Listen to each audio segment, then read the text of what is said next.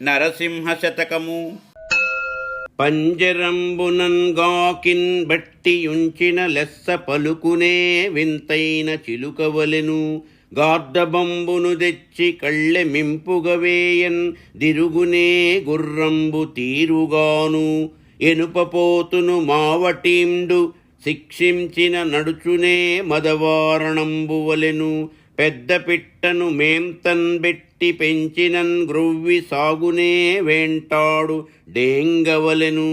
కుజనులను తెచ్చి నీ సేవ కొరకున్ జట్ట వాంఛతోన్ జతురే భక్త వరులవలెను.